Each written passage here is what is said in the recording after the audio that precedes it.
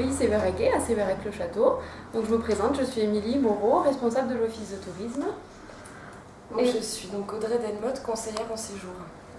Voilà. Et donc notre activité quotidienne, notamment pour les 2 mois d'été, consiste à accueillir en fait tous les visiteurs, les locaux, pour découvrir en fait la cité médiévale et le château de Sévérac, et puis le Sévéraguet dans son ensemble.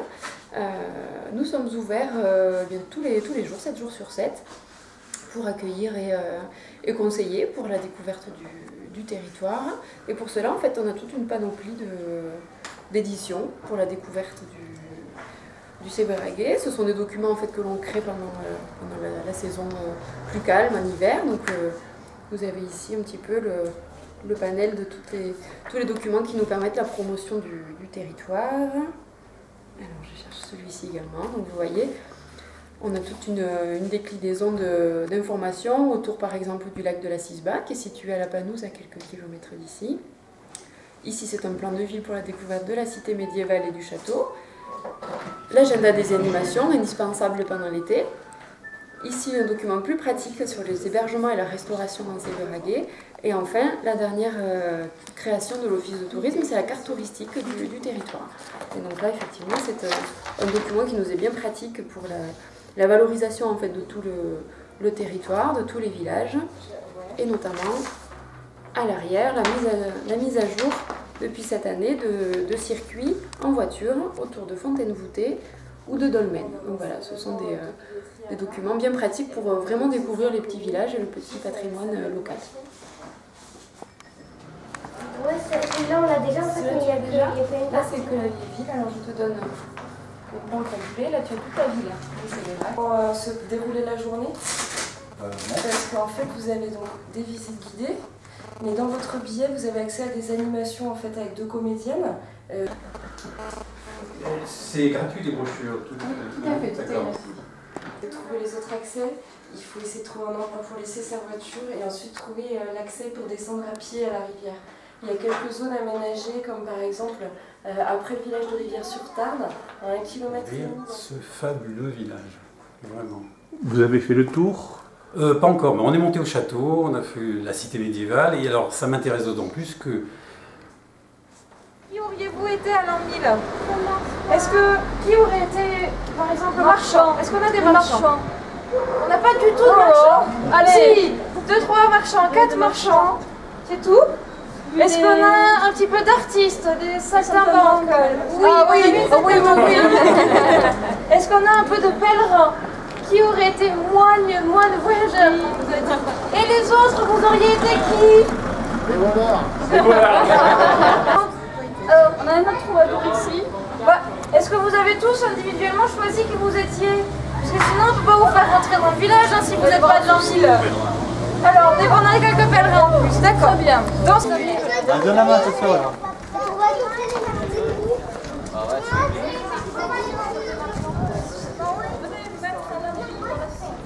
travail des enfants, c'était de s'occuper des animaux. Alors, pas des chiens, mais plutôt plus gros et plus odorants. La vache, la brebis, le cochon, qu'on allait nourrir à l'extérieur des villages en les promenant. Il faut que vous imaginez. Et elles tiennent debout. C'est pas mal. Nous, à notre époque, on avait d'abord l'habitat primitif qui était une voûte en pierre, donc une seule et même pièce dans laquelle dormaient tous les adultes, tous les humains, et de l'autre côté les animaux, sans problème. Ce qui fait que quelquefois on était tellement pauvres qu'on murait sa porte et on rentrait chez soi en passant par chez le voisin. Là, vous comprenez que toutes ces maisons accolées, là, elles enlèvent 2 concepts très modernes.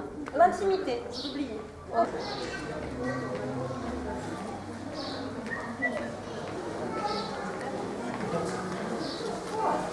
Mais vous avancez trop sereinement là-dedans. Un seul, vous voyez? Et on sent un petit peu mauvais aussi. Oui. Qu'est-ce qu'il pourrait y avoir d'autre comme animaux? Il y a des oies, un peu d'oies. Alors, des oies, plein de poules, de la volaille, partout. Et bon. Ah ouais, vous faites bien. Oh, joli. Est-ce que tu veux accrocher les œufs? Oui, oui. D'ailleurs, c'était très important de pouvoir garder les œufs parce qu'on n'avait pas grand-chose Parce que, évidemment, je vous fais deviner avec le mot shopping, et parce que eux, shop en anglais, ça vient de l'échoppe médiévale. Vous savez, il y a plein de vocabulaire anglais qui est revenu vers chez nous, mais qui à l'époque était ancien français. Si vous voulez, je peux vous en citer quelques autres. Oui. On y va. Alors, flirter, vous savez ce que ça veut dire? Monsieur qui travaillait le cuir, voyons. On allait voir le tanneur, parce que le tanneur, il était multitâche à l'époque. Il allait être aussi cordonnier, il allait être gantier.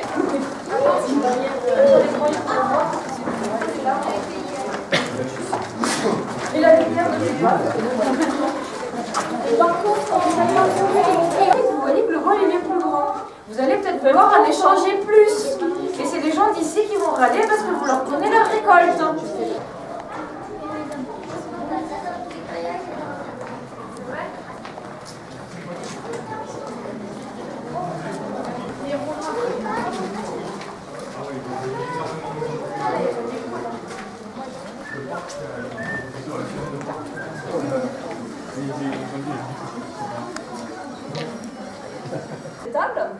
Et par contre, les clients n'avaient pas du tout le droit de rentrer à l'intérieur, comme vous faites maintenant. Hein. Si c'était ouvert, c'était uniquement pour que les gens puissent voir la production en train d'être fabriquée et être rassurés. Oui, parce que les seigneurs, à une époque, ils se sont rendus compte qu'il y avait des marchands, ces gros filous, ils vendaient des trucs qu'ils n'avaient pas fabriqués eux-mêmes. Et la petite ouverture devant servait uniquement soit à décharger les petits hommes qui venaient livrer, on a déposé les paniers ou les jarres de chaque côté. Alors, et vous imaginez que là-dedans, tous les voyageurs que vous êtes, vous arrivez soit avec vos petits ânes, soit avec vos petites charrettes. Et vous essayez de passer ici, avec Madame la Truie porcelée, nous en train de hurler, les enfants qui portent de l'eau. Vous faites comment pour passer? Sans doute, mais on va quand même demander. Est-ce que vous pouvez nous montrer sur cette maison un indice qui nous dit qui y travaillait? Et c'est quoi ça? C'est là où on allait aiguiser le couteau à l'extérieur. Quand on vous disait que les gens travaillaient dehors, c'est pas des blagues. Vous s'imaginez donc ici la boutique de qui? Le tanneur, boucher, cordonnier. Que le cuir, tanné ou pas encore tanné? Du coup, ça s'évacuait quand il pleuvait. Oui, mais ça allait où? Dans les douves. Du coup, ça faisait un petit marchand d'ambiance permanent autour de la cité. Et on considérait ça comme une mesure défensive. On disait, plus les douves sont sales, moins les assaillants ils vont passer. Effectivement, c'est pas faux. On comprend pourquoi.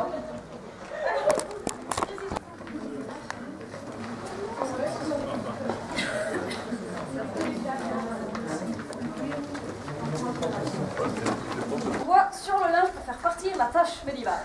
Et est-ce que vous connaissez la lessive? Et autre chose, la cendre, c'est plus récent, c'est récent. On allait rajouter aussi des fleurs. On allait il y a une meute qui arrive de la meute. Hop. On va mettre dans la première pièce puisqu'elle est arrêtée par le grenier bien plein. Vous voyez comment ça se diffusait. Et bien maintenant que vous avez vu de l'extérieur comment ça se passait, nous allons aller dans la pièce à vivre.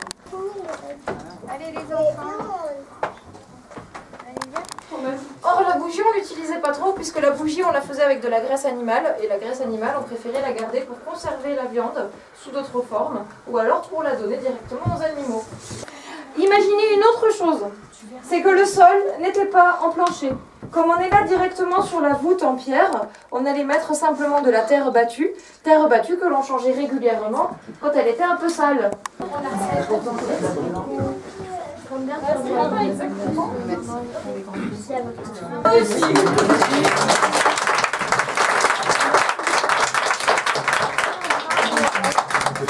Pour ceux qui n'ont pas vu, ça doit être bon.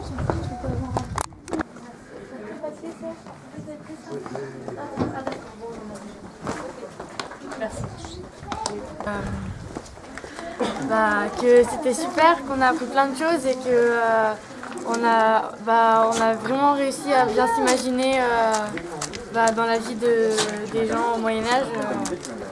Et voilà. Une présentation extrêmement adaptée, et notamment aux enfants, très ludique.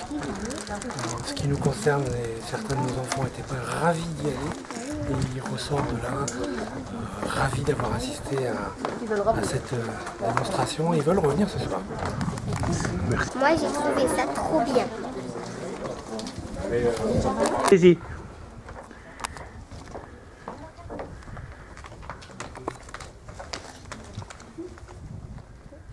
Donc, je m'appelle Alice Tabar et voici Colline Lubin. Voilà. Et nous travaillons tous les jours, tout l'été, dans la cité médiévale de Séverac-le-Château, où nous faisons 3 animations par jour. Donc, la première, c'est celle que nous venons de réaliser sur la vie des petites gens au Moyen-Âge. Donc, on voyage dans l'an 1000 dans la cité médiévale de Séverac. La deuxième, au château, où on parle des banquets à la Renaissance. Tout ce qu'on mangeait, tout ce qui est... C'est beaucoup plus festif et fantaisiste que ce dont on parle le matin.